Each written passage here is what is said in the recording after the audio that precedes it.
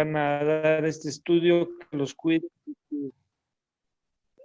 y que puedan ellos dar bien el estudio, Señor, para que tú pongas palabras en su boca para que nosotros podamos entenderles, Señor Padre bendito. Gracias te doy por que nos des la oportunidad de ver la luz del día, Señor mío, de ver a nuestros seres queridos, por el alimento que nos diste, Padre bendito, de acuerdo a tu voluntad, Señor mío.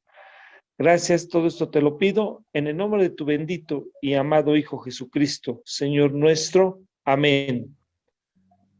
Amén. Adelante, Japo.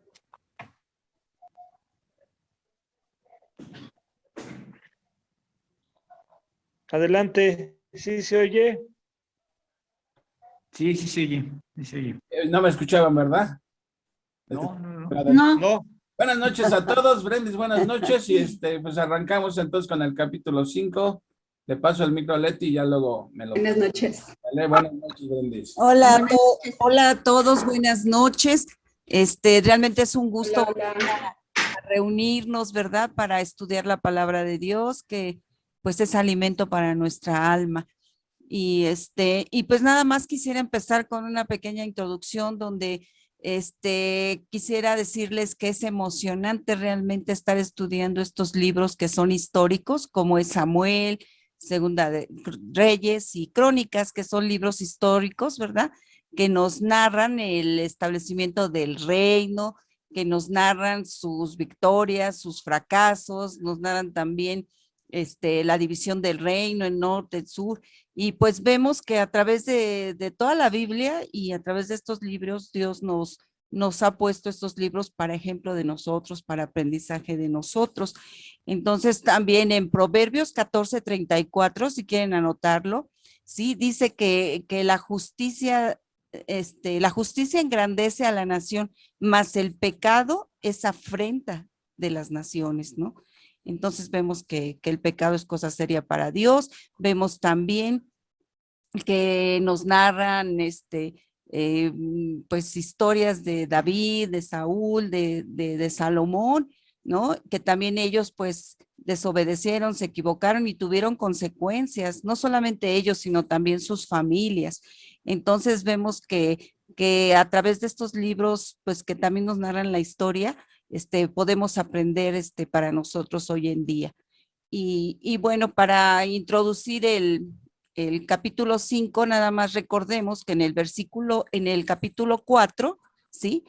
Vimos la consagración de Samuel, vimos que el contraste que había entre Samuel y los hijos de Elí, Ofni y Fines, ¿verdad? Que eran hombres impíos, que hacían lo que querían, que Elí, su padre, el sacerdote, no les estorbaba realmente, no les conducía en el temor de Dios, los dejaba que hicieran lo que quisieran, ¿verdad? Vimos que ellos servían en el templo, agarraban más de la ofrenda, se metían con las mujeres que llegaban a la ofrenda y todo, y pues Elí era muy pasivo con ellos, ¿no?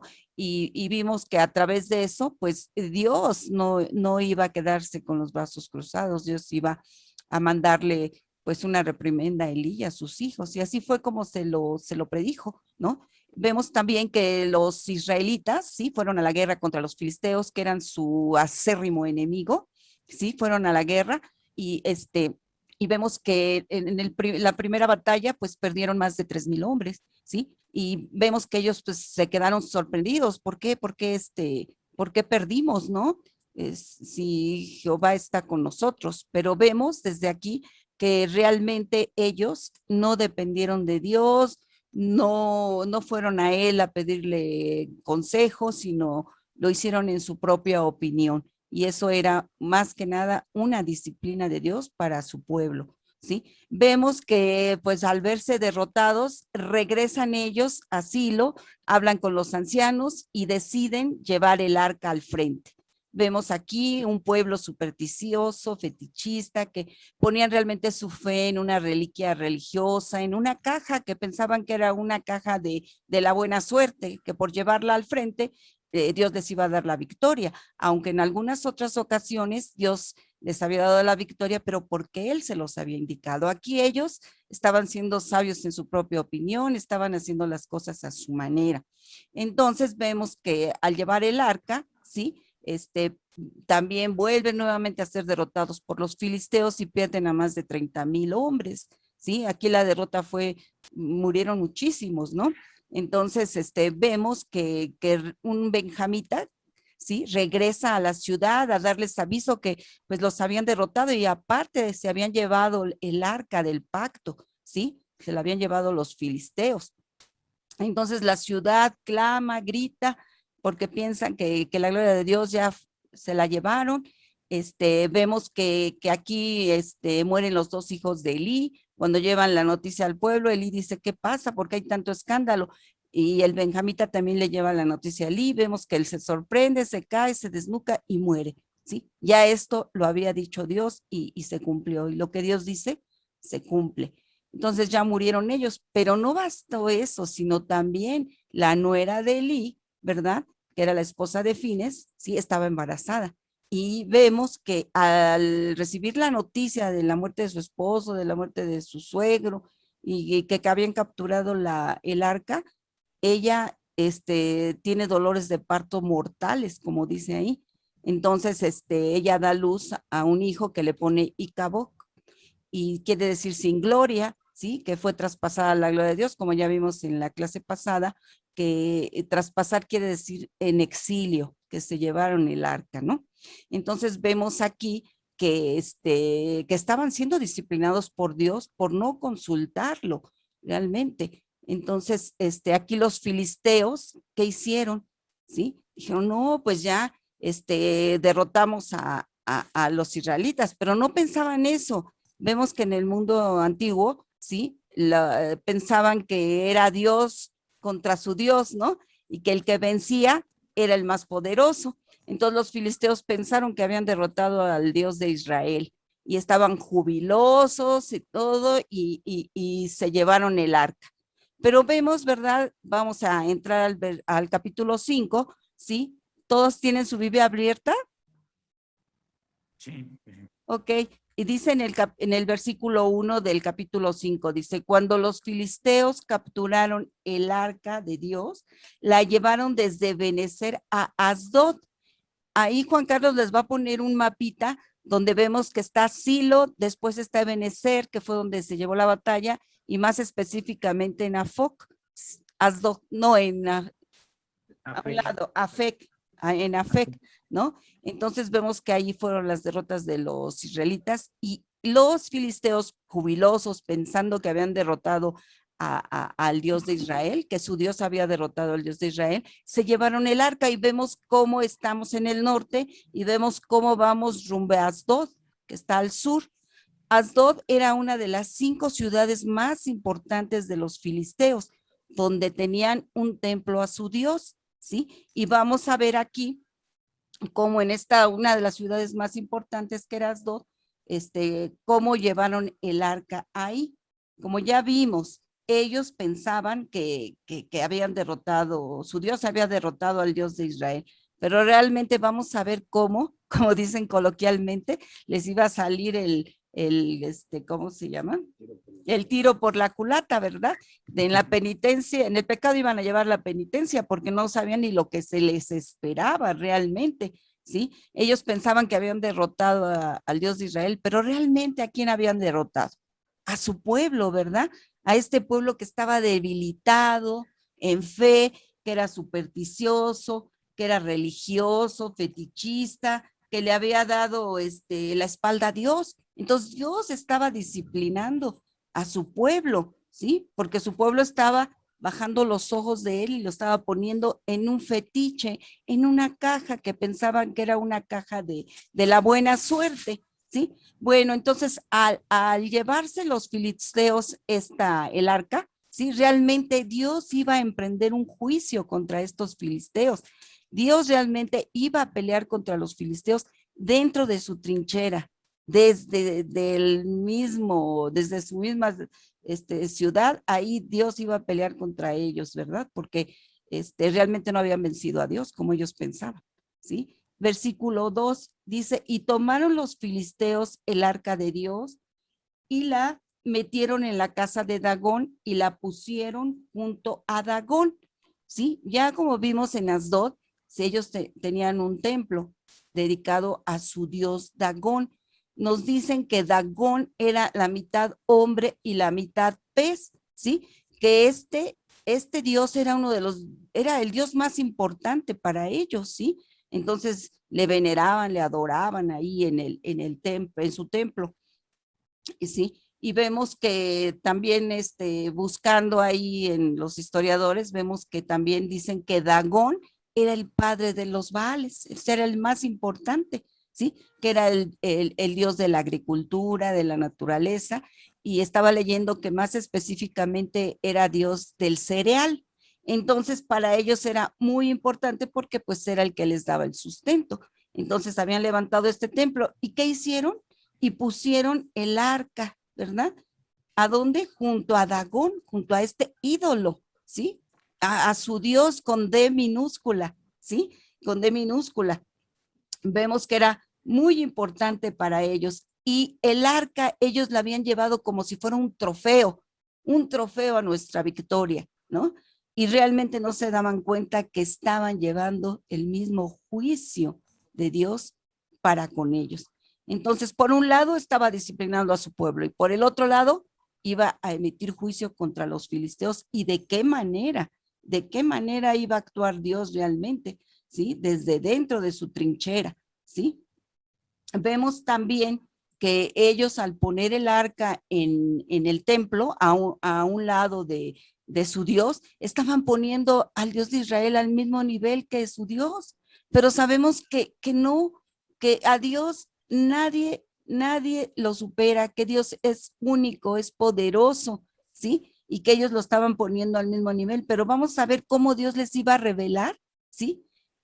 ¿Quién era su Dios? ¿Sí? ¿Quién era su Dios? Que realmente en quién estaban poniendo su confianza, en quién estaban ellos adorando realmente, ¿sí? Y vemos también aquí que realmente iba Dios a emitir un juicio a él, ¿sí? Y vamos a ver qué es lo que les revela Dios a estos filisteos. Y vemos en el versículo 3 que dice, y cuando al siguiente día los de Asdod se levantaron de mañana, he aquí Dagón postrado en tierra delante del arca de Jehová, y tomaron a Dagón y lo volvieron a su lugar. Aquí Dios ya estaba hablándole a los filisteos, ya estaba revelándoles quién era él, ¿sí? Quién era él, porque como vemos aquí estaba postrado. ¿Qué nos indica la palabra postrado? Una posición Adoración. de adoración, exactamente, una posición de adorador, ¿sí? Entonces vemos que ahí vemos que Dios les estaba revelando que su mismo Dios estaba postrado ante él, adorándole, ¿sí? Vemos también que él estaba revelando que él era el Dios único. ¿Y qué estaba revelándoles? Que su Dios era falso, que su Dios era falso, que realmente no podía él ayudarlos, ¿sí? ¿Por qué? ¿Por qué sacamos esta conclusión? Porque no se pudo levantar solo, ¿verdad? Necesitó que le ayudaran sus adoradores a levantarlo y ponerlo en su lugar, volverlo a clavar, volverlo a pegar, a poner ahí en el lugar en su nicho, ¿sí? Para que pudieran adorarlo. Entonces vemos que Dios les está, miren, su Dios es un Dios falso, ¿sí? Vemos también que al decirles que era su Dios falso, ¿sí? Es porque él no se podía levantar solito, ¿sí? Que él no se podía defender solito, ¿sí? Y vemos que un Dios que no puede cuidarse a sí mismo, no puede cuidar a nadie más, ¿verdad? A nadie más. No es un Dios confiable. Fíjense lo que el Dios de Israel estaba haciendo, revelándoles que tenían un Dios falso, que si no se podía defender a él mismo, no se podía parar él mismo solo, necesitaba la ayuda de los que le adoraban, ¿sí? Entonces, él no podía cuidar a nadie más. Si no se podía cuidar a él mismo, menos a los demás, ¿sí? Y que necesitaba la ayuda de sus adoradores realmente, ¿sí? Vemos también que Dios les estaba revelando que él era el poderoso, ¿sí? Que a él nadie lo había vencido realmente, ¿sí? Y que su poder estaba por encima de todo lo demás, que él era, no era un Dios con minúscula, ¿sí? Sino era el Dios todopoderoso. Y quiero pedirles, por favor, no sé a quién le pedí que me leyera Hechos 17, 24 y 25. Si no se lo di a nadie, Brenda, ¿me puedes ayudar a leerlo? Hechos 17, 24 y 25, por favor. 17, 24, 25. Sí. Dice, el Dios que hizo el mundo y todas las cosas que en él hay, siendo Señor del cielo y de la tierra, no habita en templos hechos por manos humanas, ni es honrado por manos de hombres, como si necesitase de algo, pues Él es quien da a todos vida y aliento y todas las cosas. Exactamente. Y de una Ok, gracias. sangre. Entonces, ¿Hasta ahí es? sí, hasta el 25, ¿sí? Ok, vemos que aquí nos está diciendo que Dios es el creador de los cielos, la tierra y de todo, y que no necesita nada de nadie, ¿sí?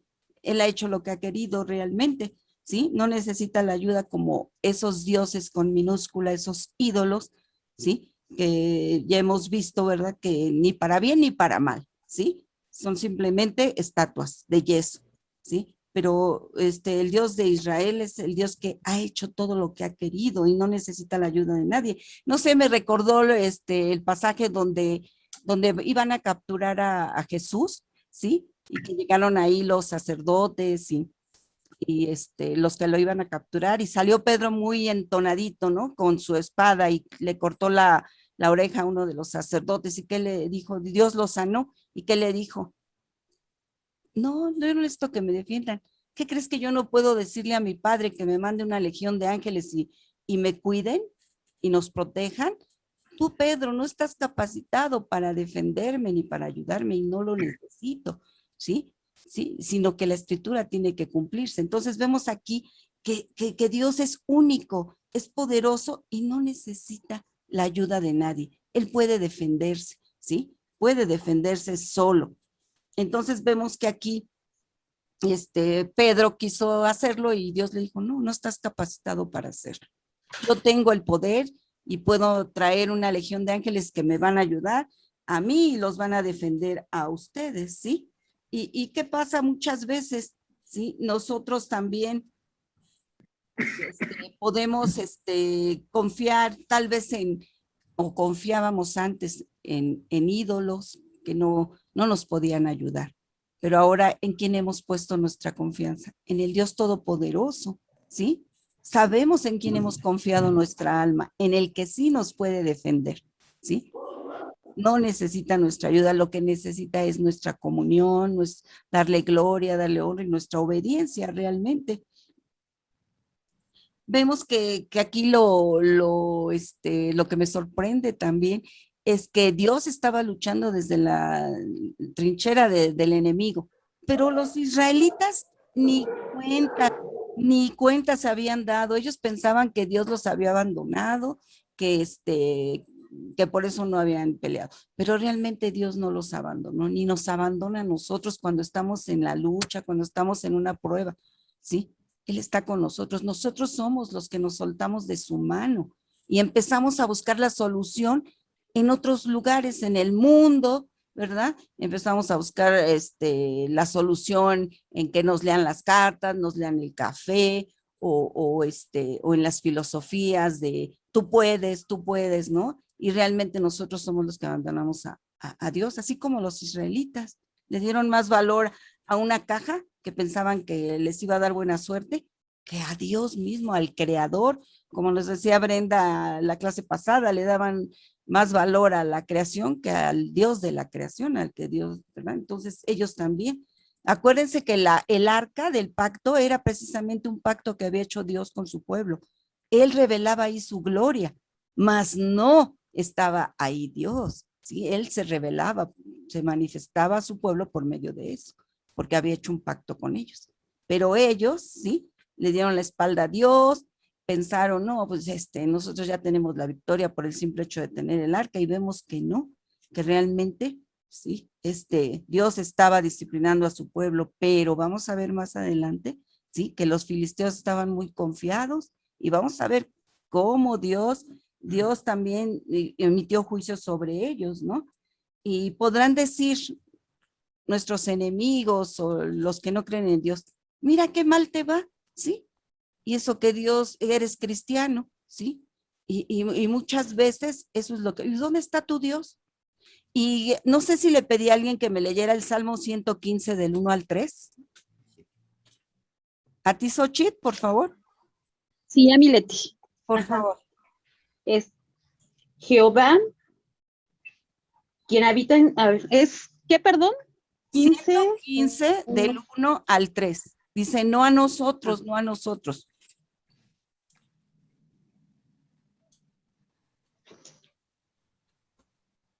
Salmos 15. 115.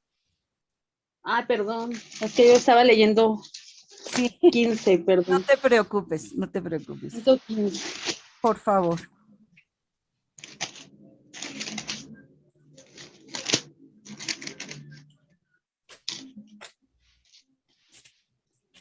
Uno al 5, ¿verdad?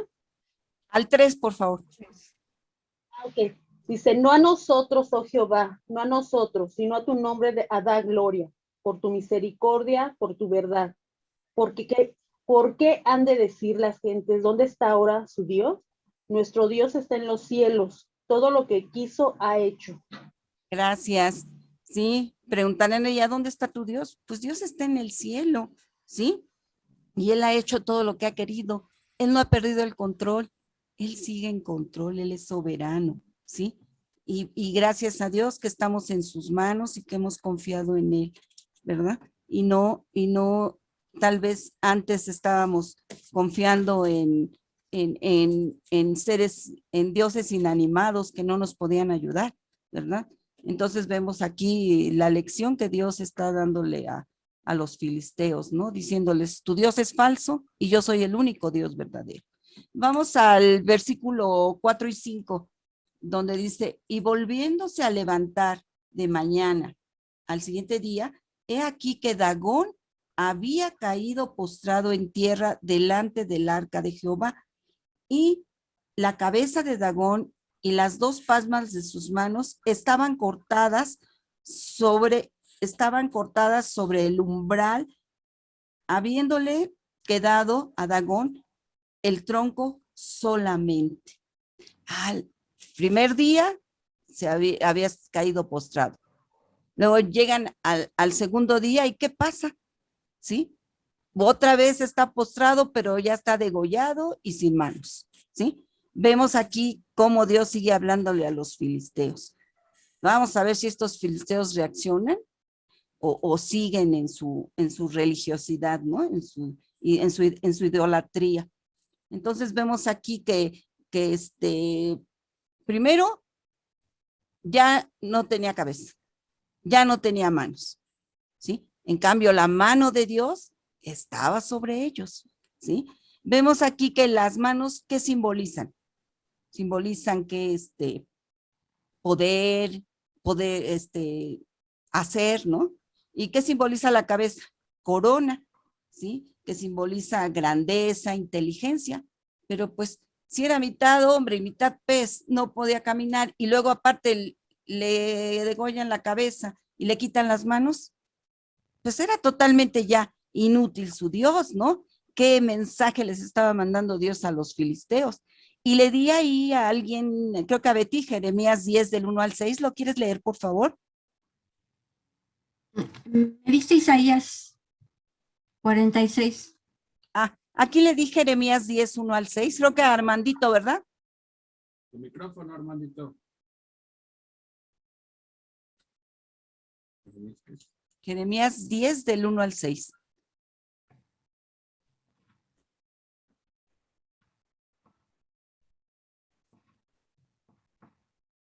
Tienes apagado tu micro.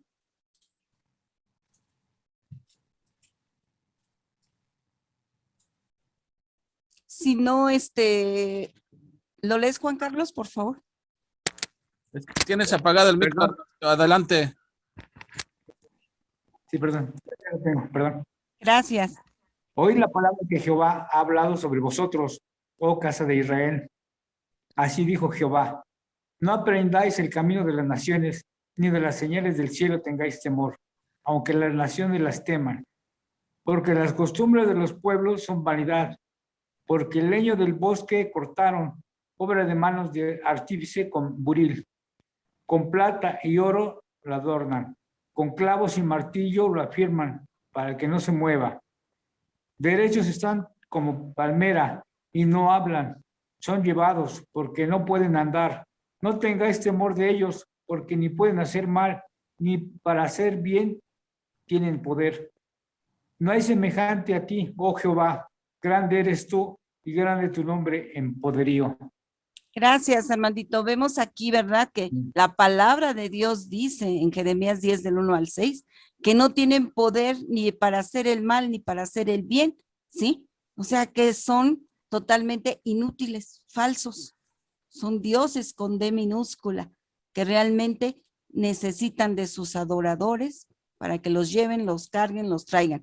No sé, muchos hemos visto las procesiones, ¿verdad? Que hacen cargando a su ídolo, llevándolo de aquí para allá, y cuando cualquier accidente o algo se les pueden caer, se les pueden romper, ¿sí? Entonces no caigamos nosotros en ese error, ¿sí? Porque no solamente son de yeso, de madera, de oro, sino también tenemos ídolos en el corazón, como ya lo habíamos mencionado otras veces.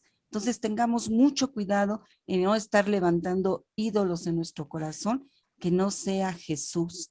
Entronicemos a Jesús en nuestro corazón para que Él guíe nuestras vidas y no cometamos esta clase de error, ¿verdad? ¿Y alguien le dice Isaías 46 del 5 al 7? Sí, a mí. Ay, gracias, Betty.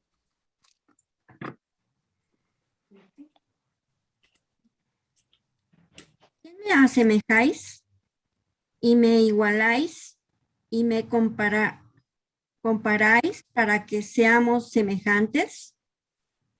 Sacan oro de la bolsa y pesan plata con balanzas. Alquilan un platero para hacer un dios de ellos.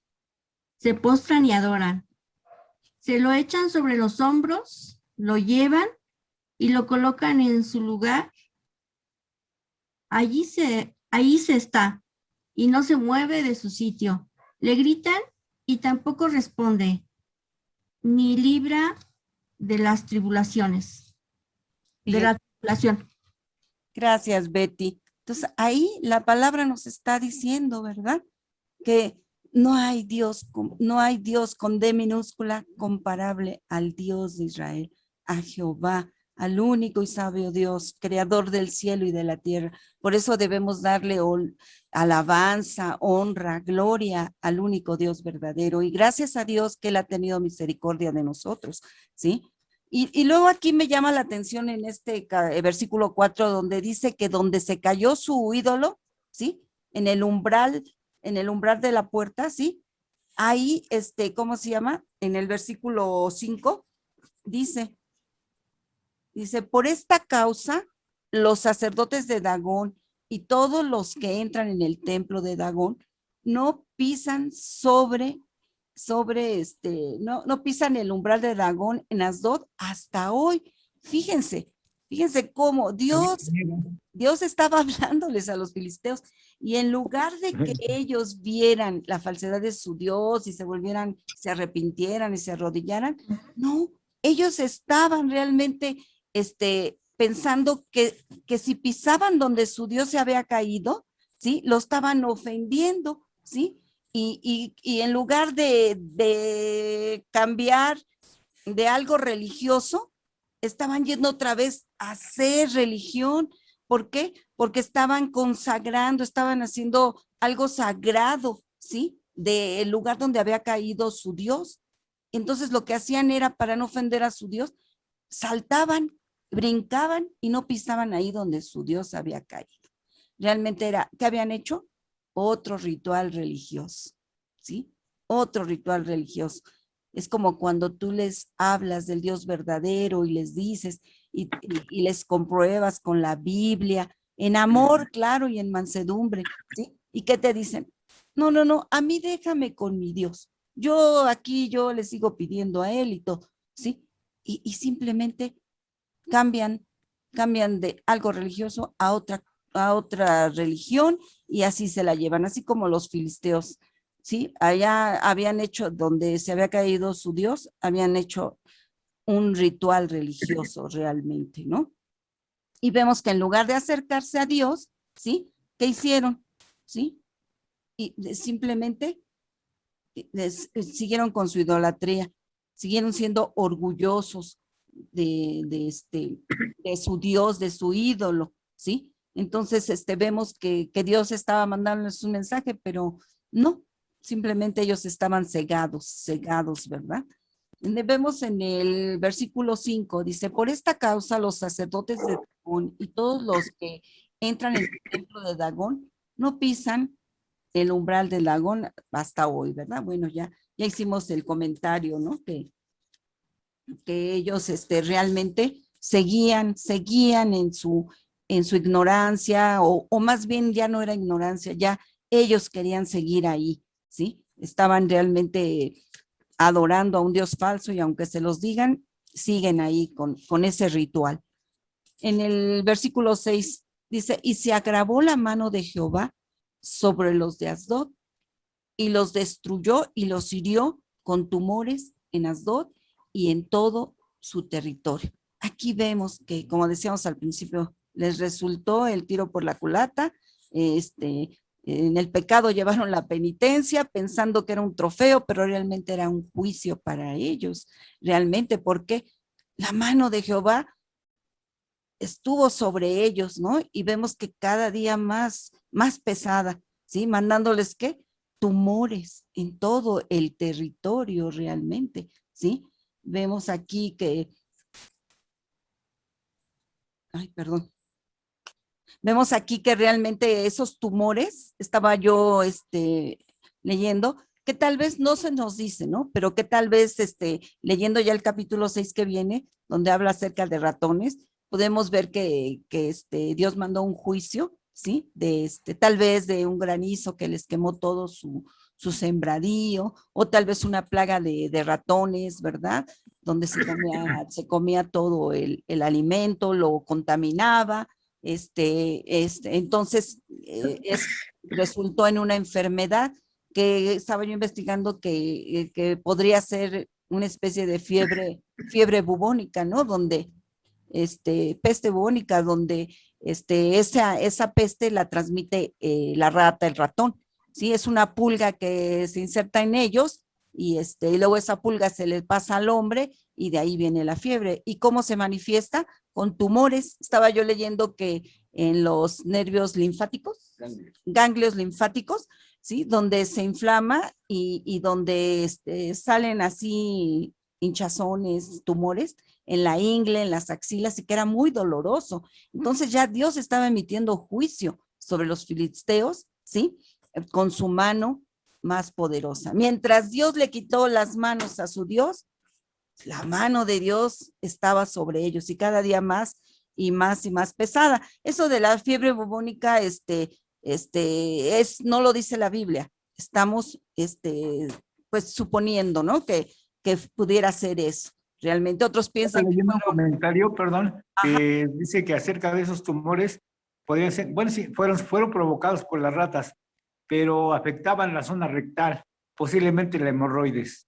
Ajá, sí, gracias, Armandito. Yo también, eso es lo que iba a comentar, que también otros dicen que eran hemorroides, ¿no? Entonces, que eran dolores tremendos. Imagínense, si estaba en la axila, para alzar la axila, pues qué dolor, no podían trabajar, no podían hacer nada, ¿no? Entonces, de esa manera estaban ellos recibiendo el juicio de Dios, ¿sí? Por desafiarlo, por irritarlo, por pensar que lo habían derrotado, que su Dios lo había derrotado. Entonces les estaba diciendo, miren, su Dios no los puede defender, ¿sí? Entonces vemos que agravó su mano sobre ellos. Y aquí un comentario que también escuché, que muchas veces, ¿sí? Hay personas que nos dicen, ay, no, es que el Dios del Antiguo Testamento es un Dios sangriento, un Dios muy malo, ¿no? Y vemos que no, eso es por no conocer al Dios de la Biblia. Tanto el Dios del Antiguo Testamento como el del Nuevo Testamento es el mismo, ¿sí? Es el mismo. Dios ¿sí? En el Nuevo Testamento es bueno, amoroso, ¿sí? El Dios del Antiguo Testamento, ¿sí? Era justo, es santo. Entonces, cuando no conocemos los atributos de Dios, podemos caer también en este error o en esta trampa pensando que Dios no es justo, que Dios no es bueno. ¿Por qué permite esto en mi vida? ¿No? Y podemos caer en este error. Pero si conocemos al Dios de la Biblia, ¿sí? Que tiene dos caras, como nos dice Juan Carlos, ¿sí? ¿Sí? Por un lado es amoroso, bueno, murió por nosotros, pero por el otro lado es un Dios justo, es un Dios santo, ¿sí? Entonces vemos que es el mismo Dios. Lo que pasa es que a veces nosotros queremos crear un Dios, ¿sí? Que podemos manipular, que podemos hacer a nuestra imaginación.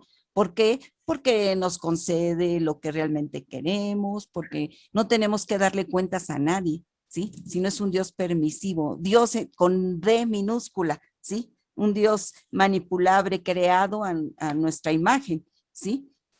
Entonces vemos que no debemos de hacer eso. Realmente es deplorable, ¿no? Caer en ese error, como caen muchos.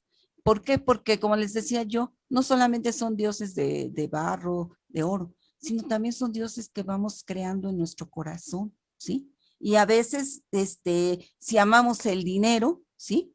¿Qué pasa? El dinero es frío, calculador, materialista. ¿Y cómo nos volvemos?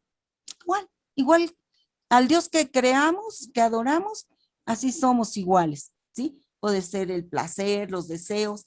Bueno, no caigamos en este error porque aún, digo, los paganos o los que aún no, los inconversos, caen en esto, ¿no? Porque están cegados, pero nosotros muchas veces como cristianos también.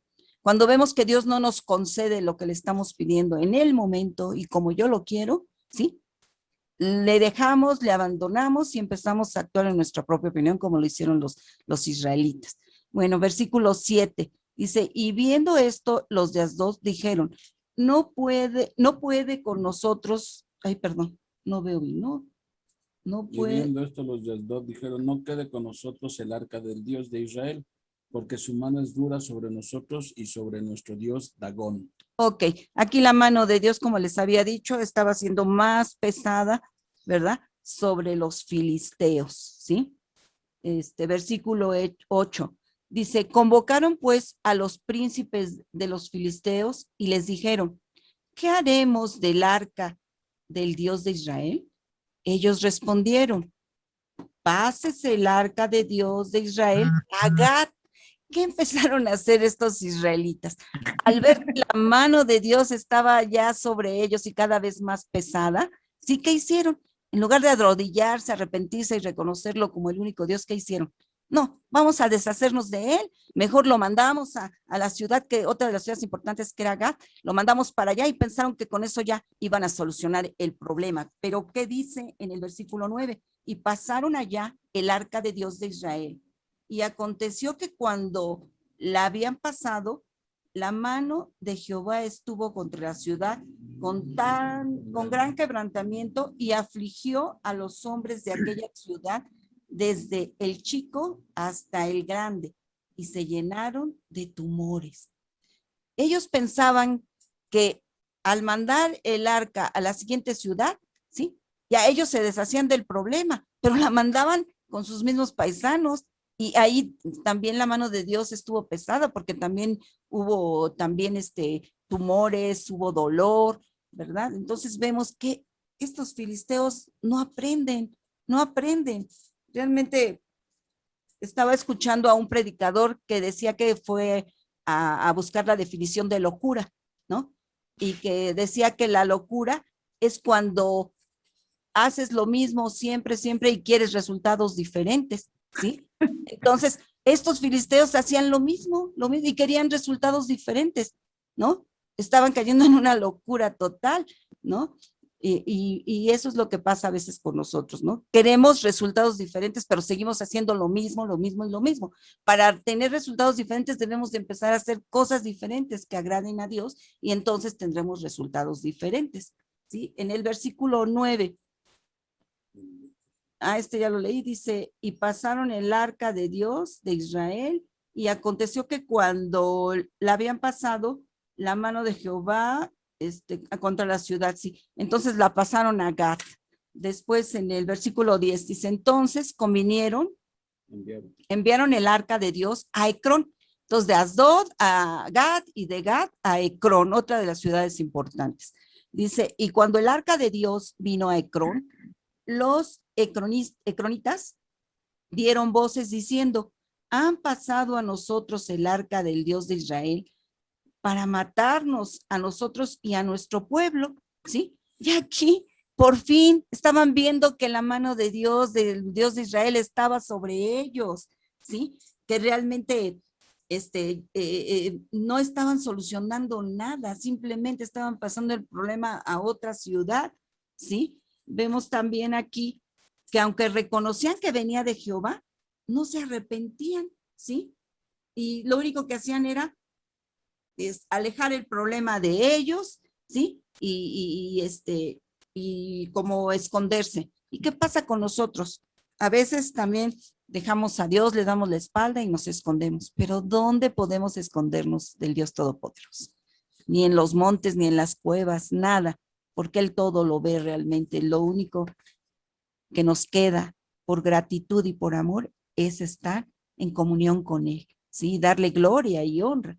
En el versículo 11 dice, y enviaron y reunieron a todos los príncipes de los filisteos diciendo, enviad el arca del Dios de Israel y vuélvase a su lugar y no nos mate a nosotros ni a nuestro pueblo, porque había consternación de muerte en toda la ciudad y la mano de Dios se había agravado allí. Por fin se dieron cuenta que debían de mandar el arca a su lugar, ¿sí? Y no era el arca, era que Dios estaba enjuiciando a los filisteos por haberlo irritado, por haberlo agraviado, por haberlo enfrentado de esa manera, ¿sí? Entonces ahí decidieron que los cronistas ya dijeron, no, llévense el arca, y volvieron nuevamente a consultar a los príncipes y dijeron, no, vamos a quitarla de aquí. En el 12 dice, y los que no morían, ¿sí? Eran heridos de tumores y el clamor de la ciudad subía al cielo, ¿sí? Pero vemos que no era arrepentimiento, sino era simplemente, ¿sí? Que Dios los estaba lastimando con tal dolor que su grito llegaba hasta allá, pero jamás hubo realmente arrepentimiento. Ellos seguían con la adoración a su Dios, que no los ayudaba en nada, ¿sí? Se estaban portando irreverentes con el Dios de Israel. Aquí, ¿qué podemos aprender? Que Dios nunca nos abandona realmente, aunque pensemos que Dios no está con nosotros o que no nos está ayudando, que no está contestando a nuestras oraciones. Él nunca nos abandona. Él es un Dios fiel, aunque nosotros seamos infieles, ¿sí? Nosotros somos los que nos soltamos de su mano preciosa, ¿no? Porque realmente Él siempre está con nosotros como está con su pueblo hasta el día de hoy, ¿sí? Porque su escritura tiene que cumplirse, ¿sí? También vemos que nos comunica este pasaje, ¿sí?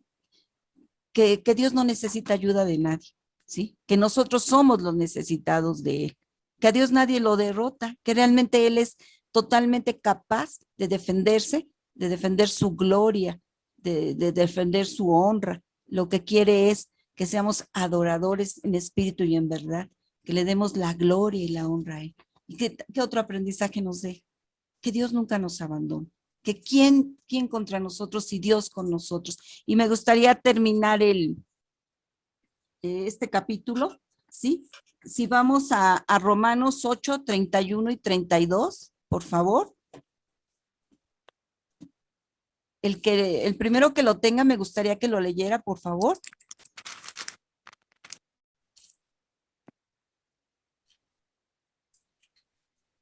¿Qué pues diremos a esto? Si Dios es por nosotros, ¿quién contra nosotros? El que no escatimó ni a su propio Hijo,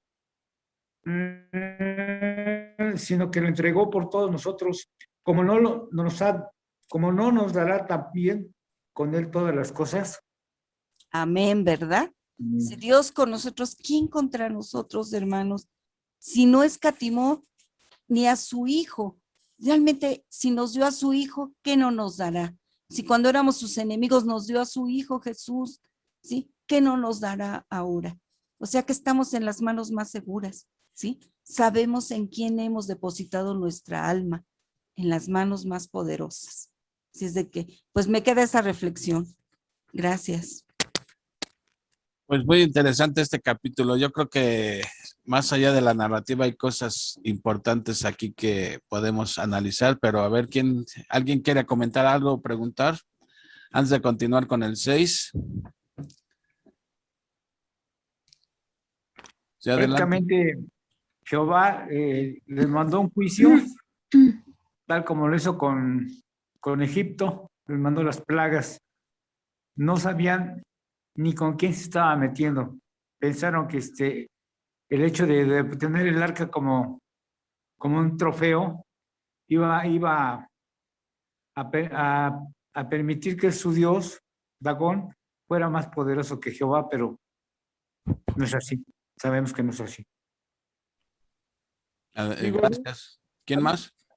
A mí me sorprende porque ya ellos ya traían ya sabían de Jehová en Egipto, y aún así no se rehusaban en creer en Jehová, a pesar de toda esa situación. Ajá. Muy bien. Betty, Brendis. Sí, bueno, a pesar de que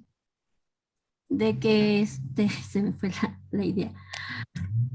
A pesar de que ellos vieron lo que les estaba sucediendo, Dios tuvo misericordia aún así, porque no fueron muertos, fueron llenos de tumores o de otras cosas, pero no fueron muertos. Entonces, Dios tuvo misericordia con ellos. Y además, se dieron cuenta del gran poder que tenía el Señor, y por el miedo a no enfermarse o a no morir, pues querían entregar o pasaban el arca. Otra de las cosas que el arca la veían como un amuleto, o como algo mágico. Quiero comentar algo más. Cuando fui a una tribu, tuve la experiencia de que estábamos estudiando la Biblia y que ahí en las tribus hay brujos, y ese brujo conocía a los misioneros, y ese brujo estaba pensando que cuando ya tuvieran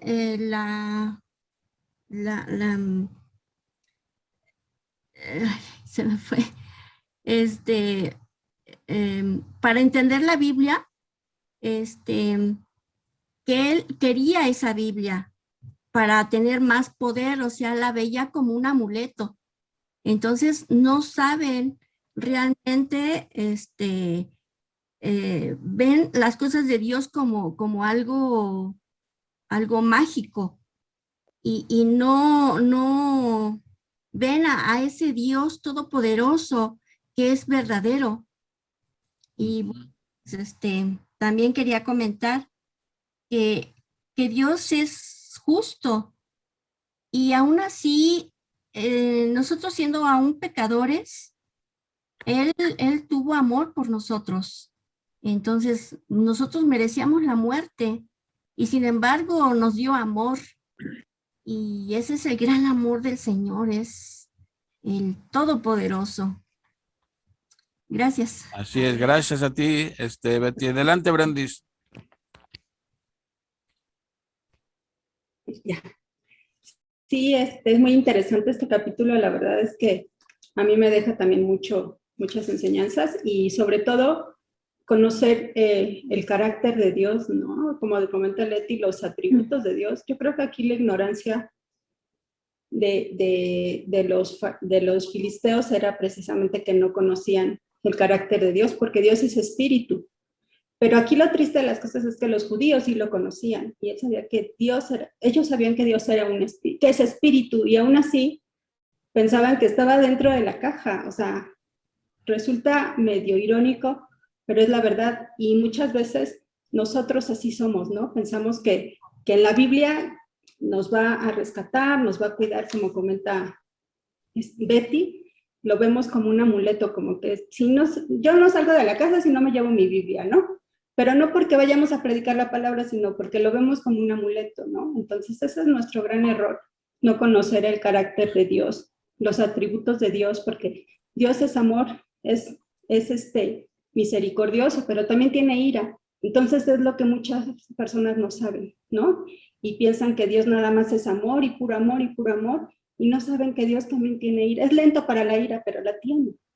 Entonces hay que temerle más a Dios, porque cuando Él se enoja, cuidado, es no estar enfrente de Él, ¿no? Mejor no desafiarlo, obedecerlo y seguir sus instrucciones. Yo sé que estamos en el mundo y en la carne, pero con Dios y con Cristo todo lo podemos, ¿no? Así es que nos deja muchas enseñanzas, y muchas gracias, Leti, porque estuvo muy, muy bien explicada. Gracias.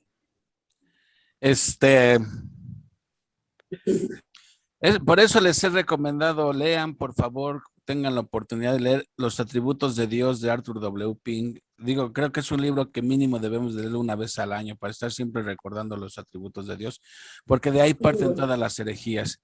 Segundo, una corrección, Betty, que decías que Dios no los mataba. Por el texto que dice aquí en el versículo 12, y los que no morían eran heridos de tumores, deducimos que sí había gente que estaba muriendo y otros con tumores.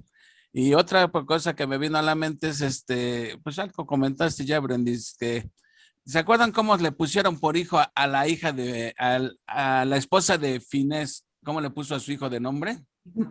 Ica, que significa a razón de que pensaba que cuando se enteraron que se llevaron el arca, traspasada ha sido la gloria. La gloria. No solamente les robaron la gloria, sino que también se habían llevado a su Dios. Y ahí otra vez están errando los judíos. O sea, ya tenían una mentalidad tan paganizada que pensaban que su Dios vivía dentro de la cajita y se olvidaban que Dios es omnipresente, que está en todos lados y es poderoso y todo. Entonces, mal que andaban ahí también los judíos, increíbles, ¿no? Siendo el pueblo de Dios, no conocían ni a su propio Dios. Aquí yo veo una lección que realmente es triste. Yo creo que lo que nos enseña este capítulo es lo necio y lo absurdo de la idolatría.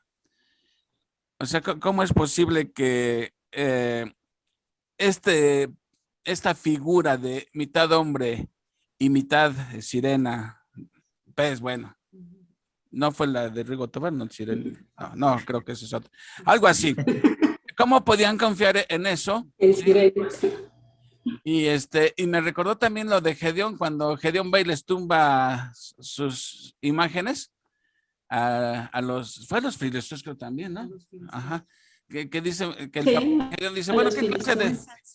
No, pero no, ese tiró las columnas, pero el que fue y les tiró la imagen fue Gedeón, y que el papá, y cuando van a querer matar a Gedeón, le dice el papá de Gedeón, bueno, van a defender a un Dios que él solito no se pudo defender, lo van a defender usted. O sea, lo absurdo de la idolatría, ¿no? Sí, miren, esto realmente es un motivo de tristeza, porque el mundo en general, ¿sí?, que no conoce al Dios vivo y verdadero, siempre están sumidos en la idolatría, siempre tienen algún objeto que adorar.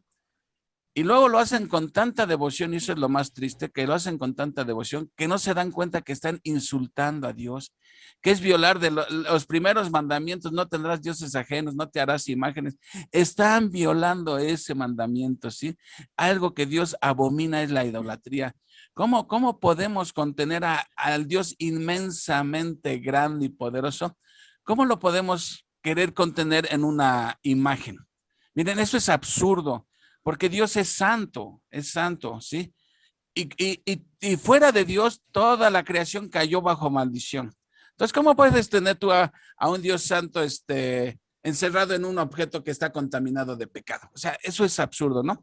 Pero eso que nos parece absurdo a nosotros, tristemente, Hay mucha gente que sí cree eso. Y entonces esta lección debe de sensibilizarnos a nosotros a querer ayudar a esa gente que está atrapada en la idolatría, sin mofarnos ni nada, porque realmente si nos mofamos nada más, digo, yo cometí ese error hace muchos años, decía, ¿cómo es posible que creas esas tonterías? Pero lo único que haces es que levantas una pared. Hay que mostrarles la verdad en amor, ¿sí? Hablarles del amor de Cristo, hablarlos como nos dijo esta Leti del pasaje de, ¿cuál fue el que le dicen? De hecho, es que el Dios creador, que no, él no necesita nada, no es el que le da vida a todo, ¿no? Ahora, otra cosa que quería comentar. Miren, váyanse en sus Biblias rápidamente a Romanos 1, 23. Y seguimos viendo lo absurdo de la idolatría. Romanos 1, versículo 23. Miren. Aquí Pablo está hablando de la decadencia del ser humano, ¿sí? Cómo van van en el tobogán, en plena decadencia. 22 dice, profesando ser sabios se hicieron necios. ¿Por qué? Porque se creen sabios y terminan siendo necios. ¿Por qué? Porque cambian la gloria del Dios incorruptible. ¿Por qué la cambian? En semejanza de imagen de hombre. La escalada descendente. Imagen de hombre corruptible. Aves, cuadrúpedos y reptiles. Siempre que uno adora algo, el objeto de tu adoración asumes que es mayor que tú. Tú no vas a adorar a alguien que consideras inferior a ti. Entonces, siempre el objeto de adoración es mayor que el adorador. Entonces, el hombre comienza a adorar a otra persona. Pero va en decadencia que después empieza a adorar un cuadrúpedo, un becerro de oro, ¿sí?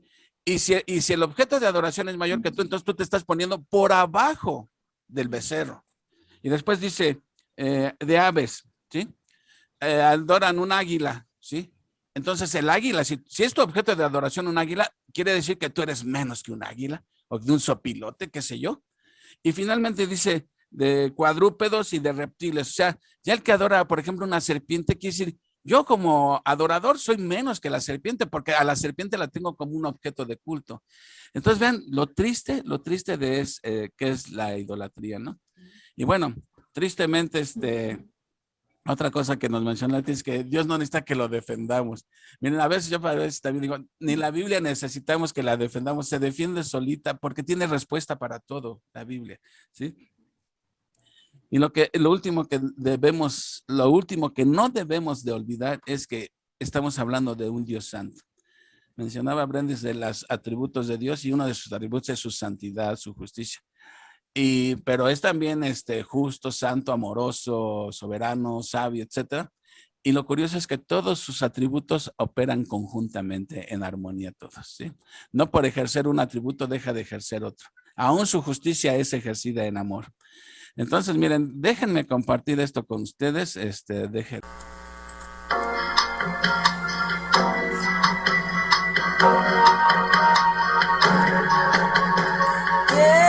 estar, Jesús, muy cerca de ti,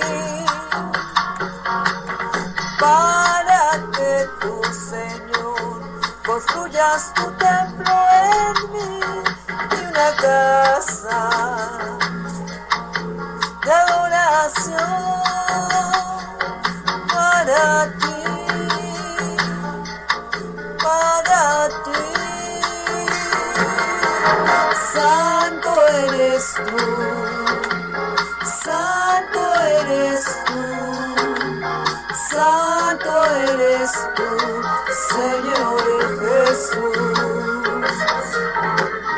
Santo eres tú, santo eres tú, santo eres tú, Señor Jesús. Quiero estar, Jesús, muy cerca de ti,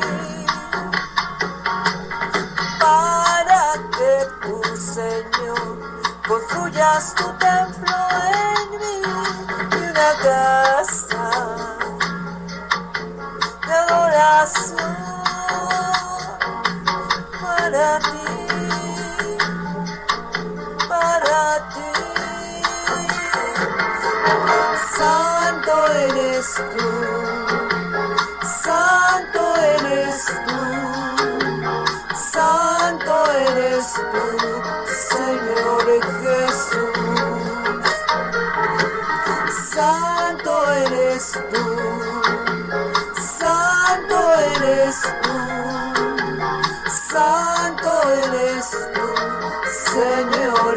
Jesús. Santo eres tú, santo eres tú, santo eres tú, Señor Jesús. Santo eres tú, santo eres tú, santo eres tú, Señor Jesús.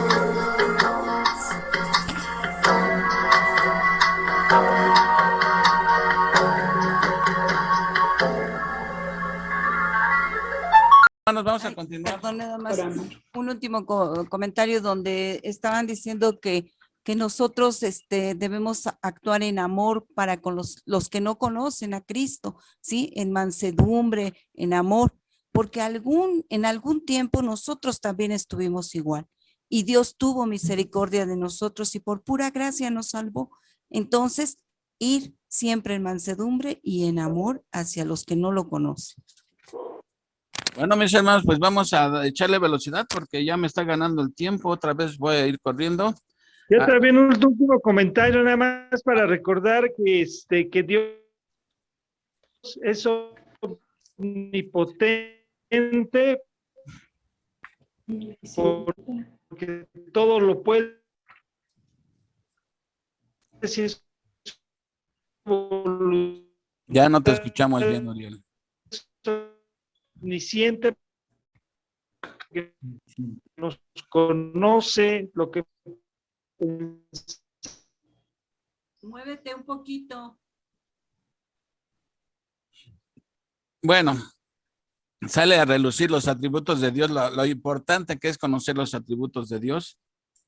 Hasta en ese libro de Pink habla hasta de la soledad de Dios, los decretos de Dios, la soberanía de Dios, etcétera. Bueno, vamos a continuar, mis hermanos.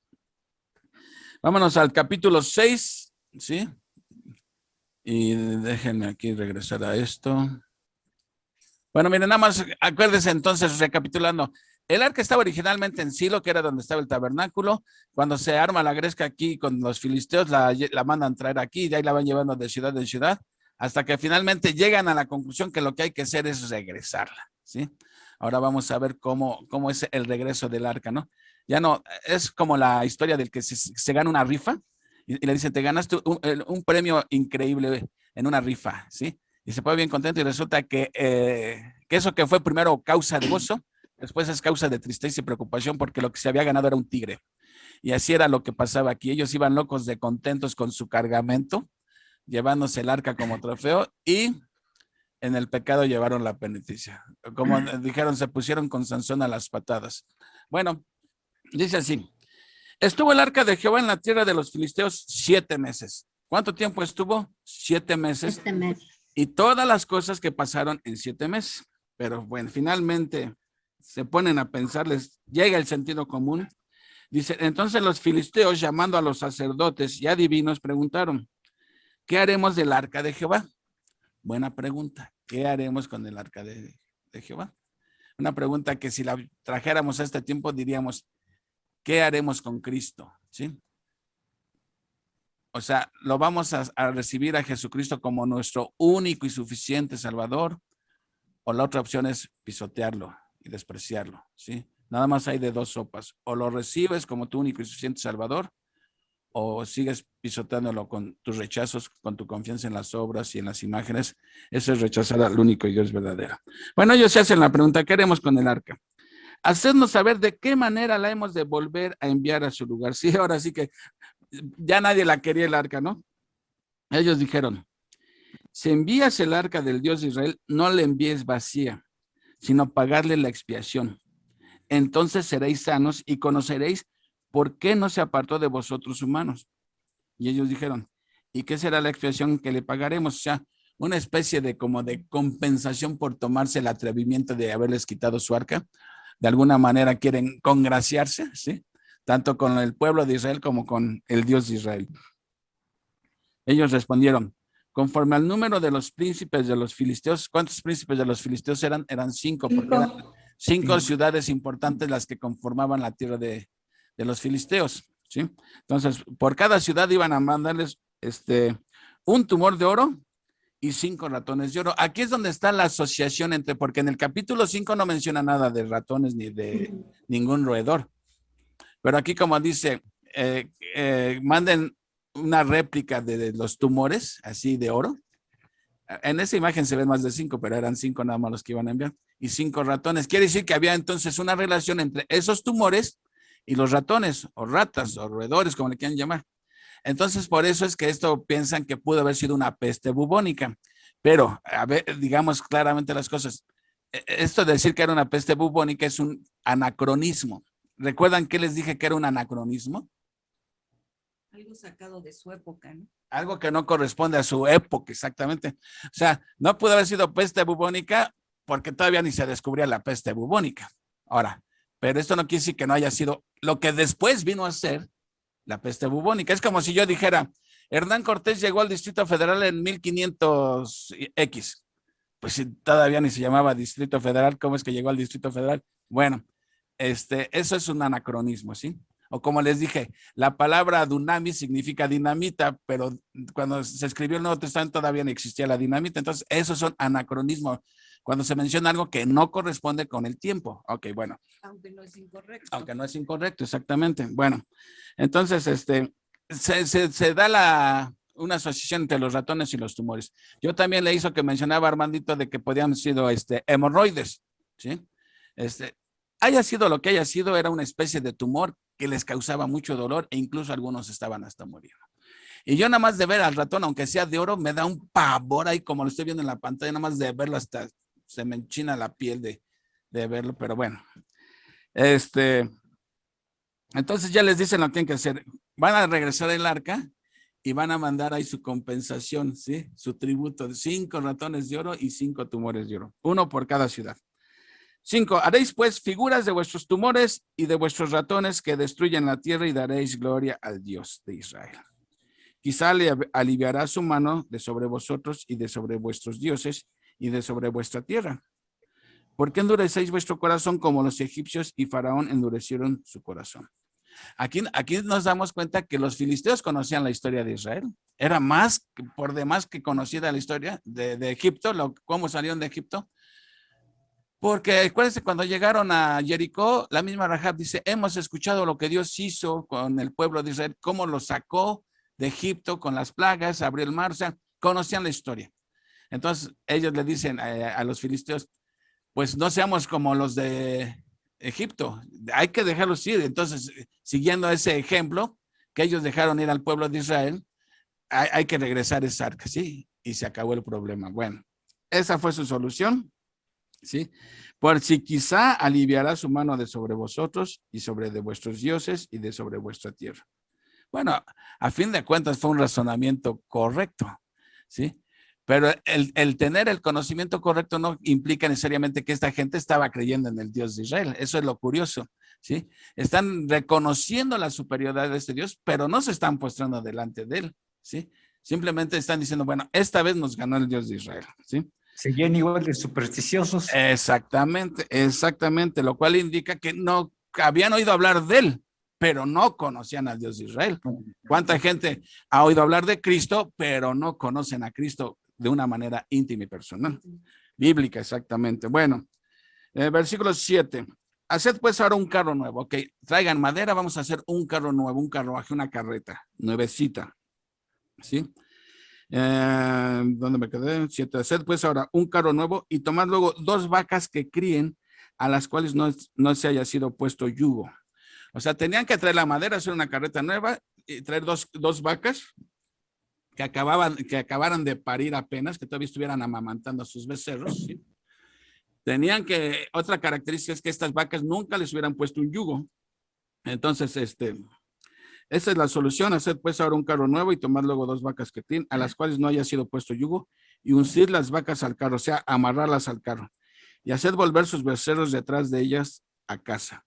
O sea, fíjense, el instinto de la vaca, su instinto natural materno, cuando oye que su becerrito está llorando, el instinto la lleva hacia su becerro, a amamantar al becerro. Bueno, aquí para que estuvieran convencidos si esto era de Dios o era casualidad, los becerros los iban a poner encerrados, y entonces iban a estar chillando, por así decirlo. ¿Cómo se dice? ¿Balando? No, ¿verdad? Ese es de las... Bramando. Bramando, bueno. Iban a estar, el equivalente está chillando, cuñá, que tenían hambre. El instinto de la vaca la iba a hacer regresar, ¿sí? Entonces, aquí es donde viene lo que esto era algo sobrenatural lo que iba a pasar ahorita. Porque dice, haced volver sus becerros detrás de ellos a casa. Tomaréis luego el arca de Jehová y la pondréis sobre el carro. Y las joyas de oro que le habéis de pagar en ofrenda por la culpa, las pondréis en una caja al lado de ella. No adentro del arca, al lado de ella. Iba a ir No esa abrieron, cajita. nena. Se atrevieron a abrir. Estos fueron más sensatos que, bueno, ahorita lo vamos a ver, no me quiero adelantar. Y la dejaréis que se vaya. Y observaréis si sube por el camino de su tierra a Bet-Semes. Él nos ha hecho este mal tan grande. Y si no, sabremos que es su mano la que nos ha herido, sino que esto ocurrió por accidente. A ver, he dicho en otras palabras, van a regresar el arca, ¿sí? Pensando, asumiendo que esto es, el Dios de Israel los está castigando, pero todavía cabe la posibilidad que fuera casualidad. Entonces van a hacer una prueba. Van a poner las vacas recién paridas, ¿sí? Si la vaca no se regresa, eso es señal de que esto viene de Dios, ¿sí? Entonces las van a amarrar a ese, van a poner el arca, van a poner sus ratones ahí de oro, ¿sí? A pesar de que están chillando los becerros, ¿sí? Las vacas van a hacer caso omiso y van a empezar a caminar solitas, ¿sí? Y entonces si se dirigen hacia Bet-Semes, que era la próxima localidad de Israel, quiere decir que esto venía de Dios. Y si agarraban otro rumbo o se regresaban con sus becerros, era señal que eso fue obra de la causalidad, porque dice, y si no, sabremos que es su mano la que nos ha herido, sino que esto ocurrió por accidente, ¿sí? Y si no, sabremos que esto es cosa de Dios o fue algo casual, algo accidental. Ok. 10. Y aquellos hombres lo hicieron así. Tomando 2 vacas que criaban, las uncieron al carro y encerraron en casa sus becerros. Luego pusieron el arca de Jehová sobre el carro y la caja con los ratones de oro y las figuras de sus tumores. Y las vacas se encaminaron por el camino de Bet-Semes y seguían camino recto, andando y bramando sin apartarse ni a derecha ni a izquierda. Y los príncipes de los filisteos fueron tras ellas hasta el límite de Bet-Semes. O sea, los filisteos querían estar seguros qué rumbo agarraba la vaca.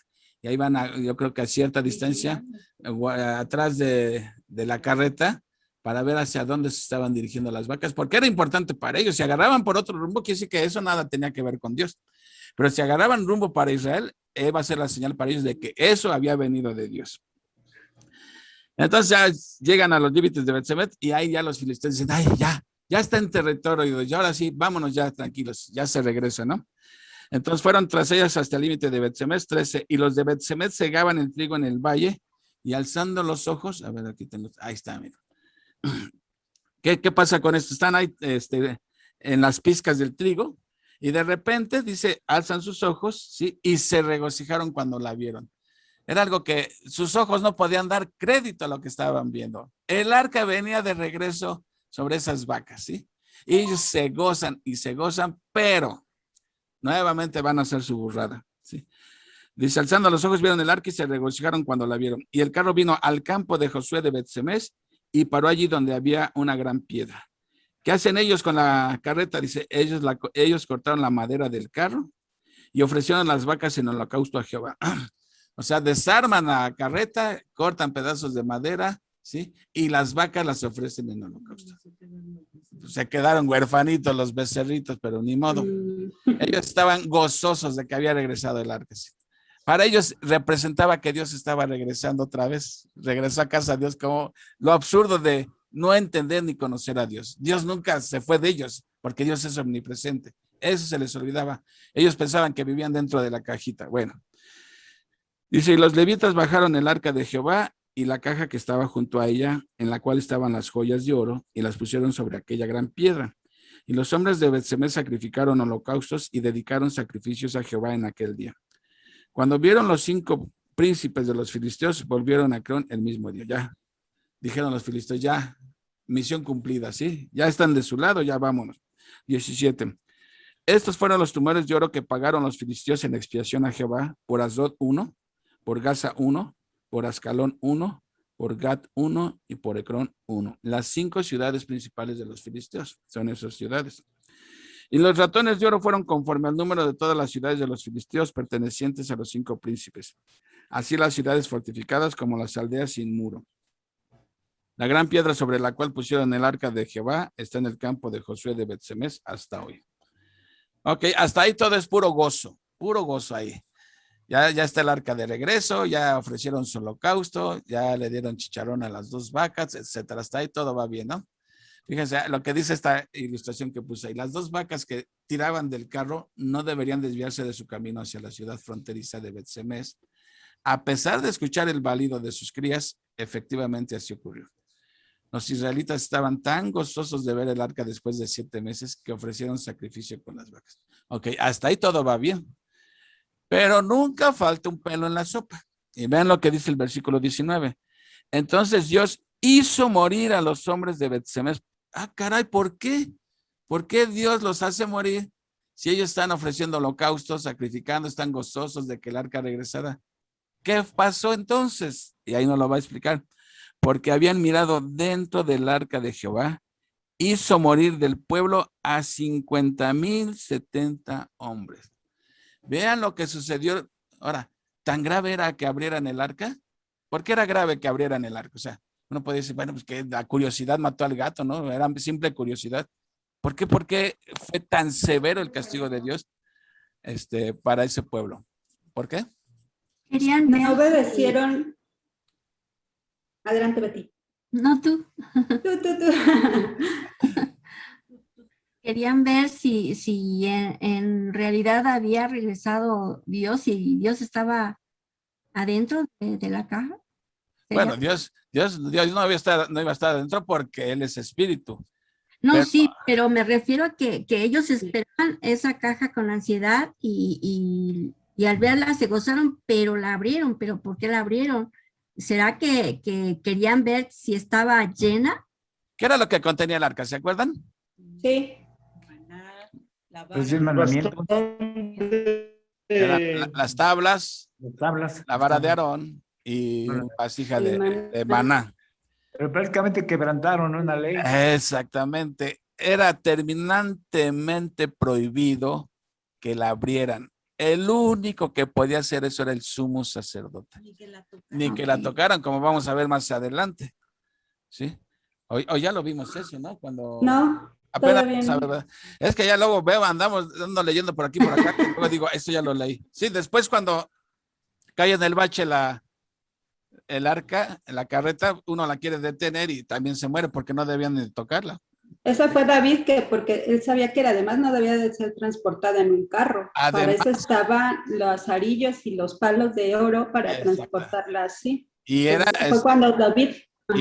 y no era cualquier persona la que tenía que cargarla. No, tenían que ser los levitas. Todo estaba bien detallado. Entonces, desobedecieron a Dios.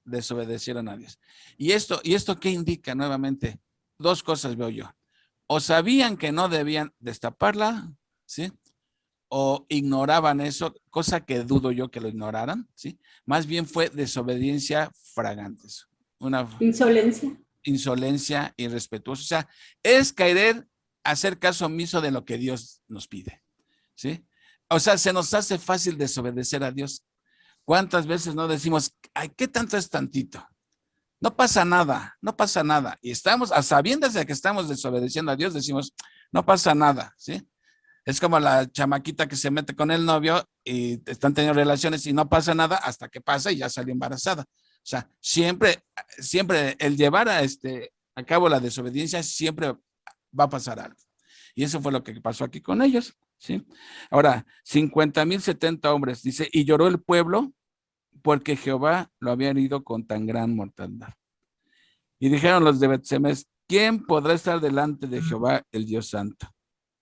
¿A quién subirá desde nosotros? Dijeron, no, pues ya tan gozosos que están, no.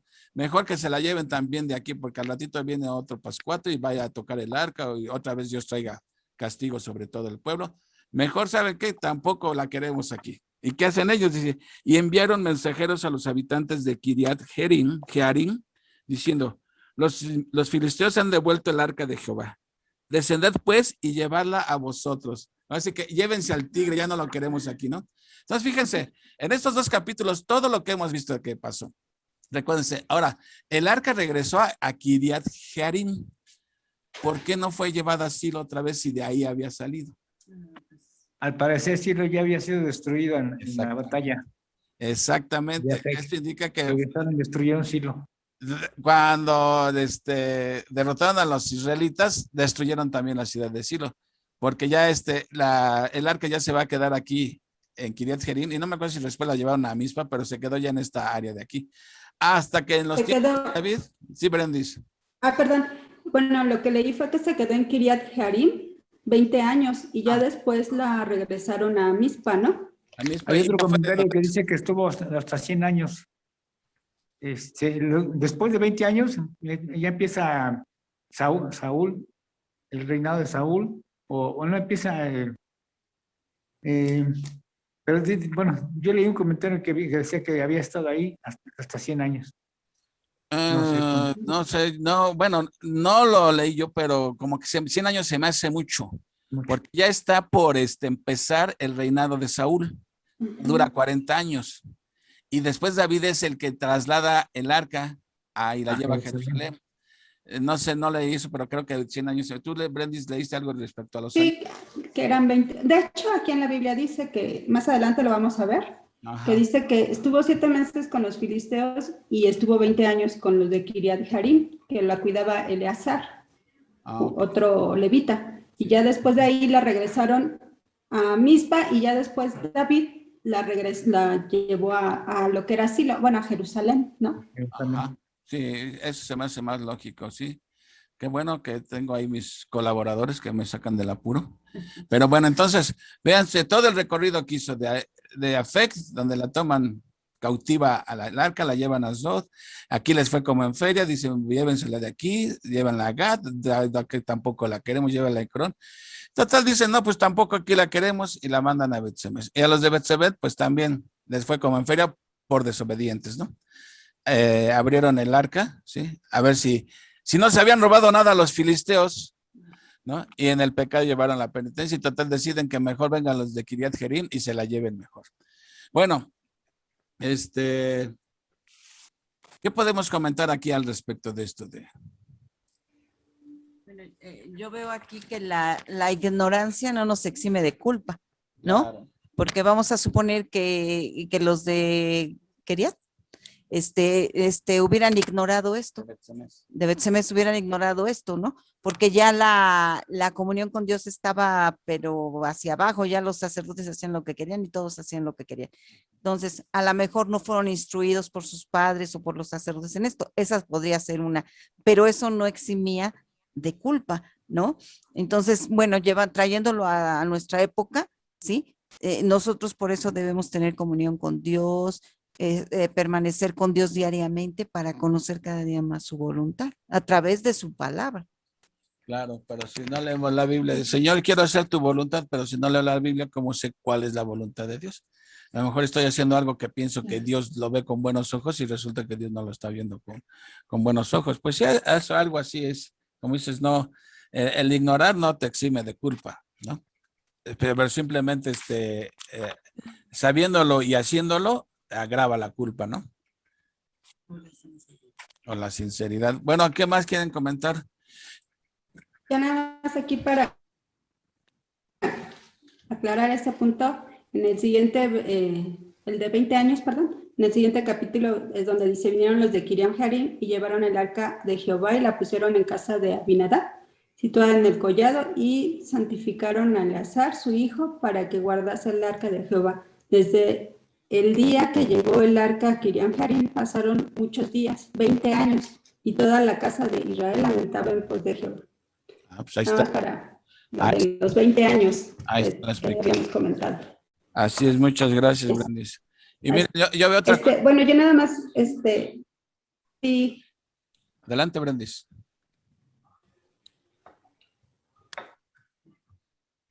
Perdón, es que está como lento mi internet. No, nada más comentar que me sorprende mucho que los filisteos todavía dudaban, ¿no? De la soberanía de Dios, ¿no? Y de toda la grandeza que él tenía, ¿no? porque todavía pusieron en prueba lo de las vacas. Y es increíble que las vacas hayan obedecido más a su creador que los propios filisteos, ¿no? O incluso que los propios judíos. Y en la actualidad que hasta nosotros mismos, ¿no? Somos muy necios. Entonces me sorprende mucho que mejor los animales obedezcan más que no tienen razón que nosotros que la tenemos, ¿no? Y me recuerda mucho al asno de Baal, bueno, no porque Baal sea un asno, sino al animal de Baal, que era un asnito, como también obedeció a Dios, ¿no? O sea, le dijo, ¿por qué me pegas, no? O sea, yo nada más estoy tratando de cuidarte. Entonces, me sorprende mucho eso y bueno, pues que también estuvo muy padre este capítulo y muy bien explicado. Muchas gracias. Oye, ahorita que mencionas eso de la burra de Balaam, pues resulta que Balaam resultó más burro que la burra, ¿no? De hecho, cuando el ángel se le para enfrente a la burra, bueno, se les para enfrente a los dos, pregunta, ¿a dónde vas con ese burro? Y Balaam dijo, no es burro, es burra. Dice, le estoy preguntando a la burra. Sí. ¡Abusados! Bueno, miren, esto que sucedió que acabamos de ver es como un preoperatorio, como un preparatorio para la monarquía, porque ya pronto iba a entrar Saúl en la escena como el primer rey. Y esta experiencia que pasó de no obedecer a Dios al pie de la letra, todo lo que sucede, entonces era una lección para Saúl, para el primer rey. Si quería ser bendecido por Dios, tenía que andarse por la derecha, ¿sí? Obedecer a Dios lo que Dios dice. Y ya vemos también que Saúl hizo de las suyas. No obedeció y también pagó las consecuencias. Entonces, y eso va igual para nosotros también. Todo lo que el hombre siembre, eso también segará, ¿no?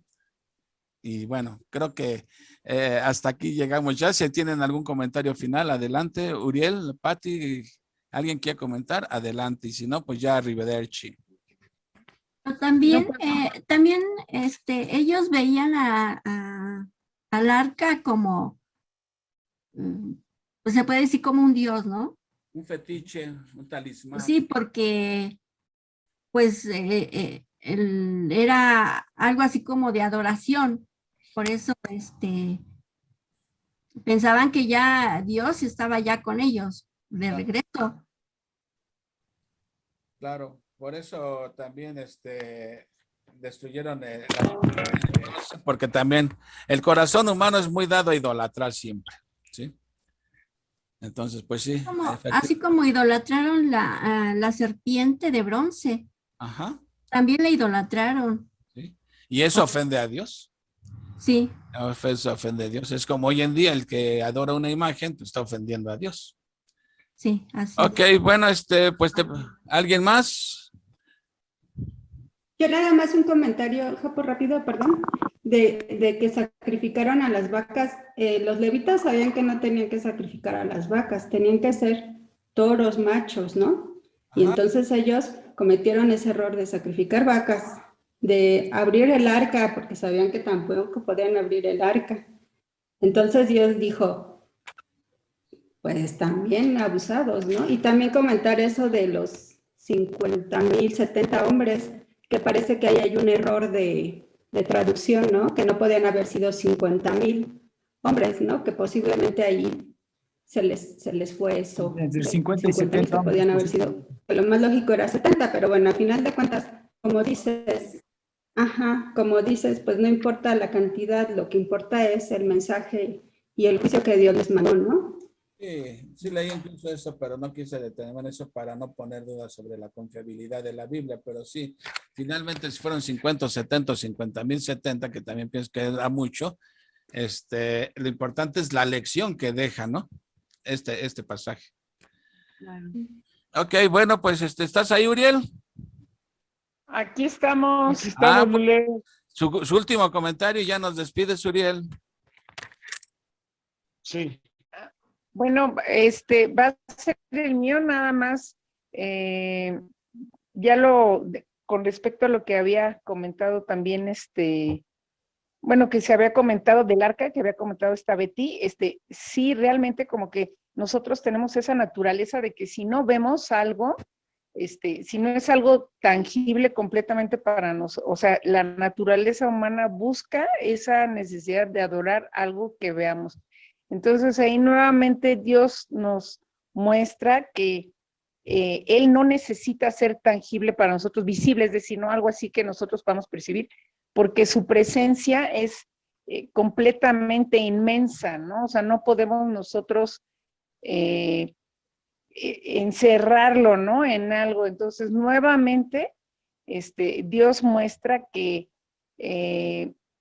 cualquier objeto que quite nuestra atención de efectivamente el Dios con todos sus atributos que se da a conocer a través de su palabra, pues puede ser también el objeto de nuestra perdición, el no enfocarnos y poner nuestra vista en el Dios creador y no en su creación, ¿no? Nuevamente, es una lección más en donde la idolatría es ese impedimento, ¿no? Que nos deja ver la grandeza de Dios y nuestra vanidad de querer ser nosotros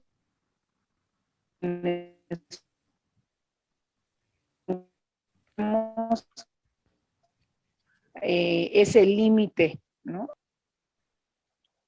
Pues sí, así es efectivamente. Miren, ¿se acuerdan que cuando vimos Apocalipsis que Dios se la tiene guardada a Babilonia? ¿Por qué? ¿Qué hizo Babilonia? Porque es la cuna de la idolatría. De ahí surgió toda la idolatría, surge de Babilonia y contaminado, bueno, tiene contaminado a todo el mundo. Bueno, ok, mis hermanos, pues adelante, Uriel, despídenos. ¿O a quién va a orar, Uriel? Sí, vamos a pedirle aquí a la hermana Patti que ore porque terminamos el estudio con un aprendizaje fabuloso. Y que nadie se durmió porque les vaya a pasar lo que a Utico. No.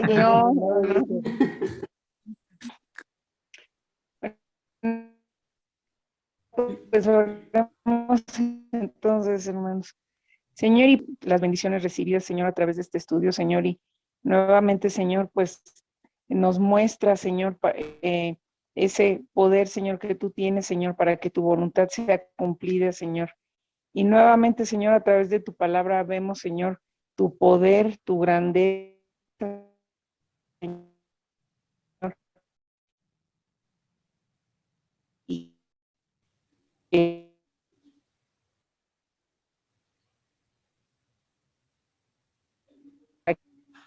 que tú muestras, Señor, a nuestros corazones, a los que tú tienes, Señor, ayúdales de nosotros, Señor, que poco a poco, buscando esa santidad, Señor, que es lo que a ti agrada, Señor, que demos honra y gloria únicamente a tu santo nombre, Señor, y que reconozcamos que solamente en tus manos, Señor, tenemos pues paz, gozo, Señor, y tenemos esa esperanza, Señor, de que estaremos siempre contigo, Señor, y estaremos ante tu presencia, Señor, reconociendo que solamente tú tienes el poder para que toda la palabra sea cumplida, Señor, a través de tu Hijo Jesucristo.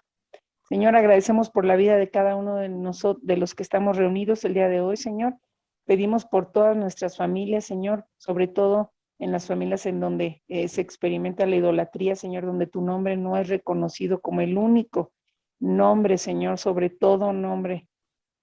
Pedimos por los corazones de nuestros familiares, Señor, que nos muestre, Señor, el camino para poder compartirle, Señor, y que sean palabras sabias, Señor, que no los alejen de ti, Señor, que no tengamos una barrera entre ellos, Señor, sino que por el contrario seamos un puente, Señor, que seamos instrumento para que ellos lleguen a ti, Señor.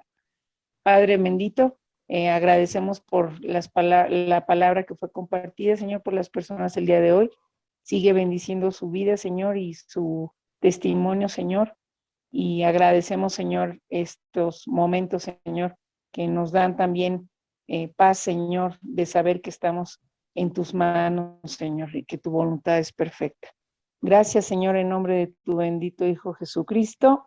Amén. Amén. Amén. Amén. Amén. Muchas gracias. Gracias. Buenas noches a todos. Ya nada más algo rápido. Ajá. ¿Dónde está el arca?